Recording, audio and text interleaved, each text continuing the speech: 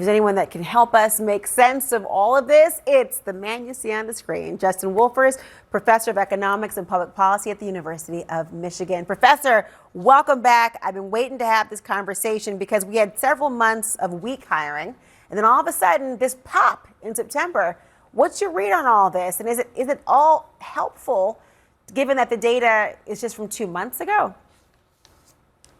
Yeah, so this is for September, but we're coming out of this blackout, so everything's helpful right now.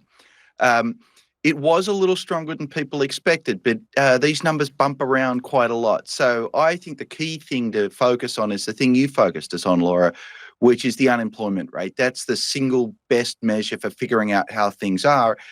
And 4.4% is not a bad number, but it's creeping up, and it is the worst that it's been in 4 years. So look, this is an economy that's maybe slipping down into a B or a B minus. That's sort of okay, but you might hope for a little better. Certainly would, but you hear the vice president saying that he believes an economic boom is coming. Is it wishful thinking, or do you see the makings of that? Look, I don't think he believes it. If he believed it, if the White House believed we're on the cusp of an economic boom, they wouldn't be demanding that the Fed cut interest rates. They're demanding that the Fed cuts interest rates as if we're on the cusp of a recession. So I don't think the White House believes it. I also don't think financial markets believe it. And it's certainly not the central forecast of any of the mainstream economists out there. We never know what the future can hold, but it would be awfully brave to say we're on the cusp of a boom. So what should the average layman like myself on this, what should we expect to be seeing if we were on the cusp of an economic boom? What is our indicator? Well, I think if you wanted to make the case we were, you'd point to the stock market. You'd say the US stock market's really high. Then I'd argue with you a little bit. I'd say, yeah, it's high, but it's mostly high because of AI spending. And the problem with AI spending is big rooms full of computers are not big rooms full of workers.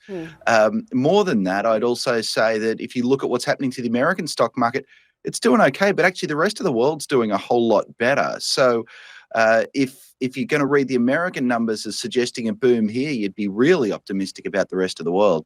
Well, let's talk about the other big financial story right now. It's around the fear of an AI bubble. Nvidia crushed it in their earnings yesterday, but that obviously wasn't enough. Their stock, it fell 3%, and the S&P 500 ended down nearly, 2%?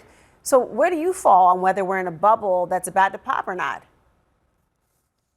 We're in a crazy upside-down, topsy-turvy world right now, Laura. There's two sets of AI stories to think about. There's the short-run one, like what's happening this year to the economy, and that is people are buying Nvidia chips like they're the coolest thing in the world.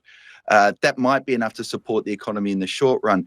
The longer-run questions here are much more important. The reason they're buying those chips is that they hope that those chips can do things like think about economics for us, or perhaps those chips will create a new Laura Coates AI that will take all of our jobs. And, I'm joking a little bit about you and I, but I really shouldn't, because it's a very serious issue for folks at home. If you're in a white-collar job, these computers, not tomorrow, maybe not even next year, but over the next decade, they're coming for your job. Well, Justin, you have no idea if I'm AI or not. You've never seen me in person.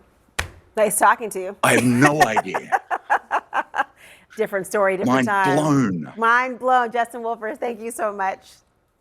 I want to talk now more with our political insider.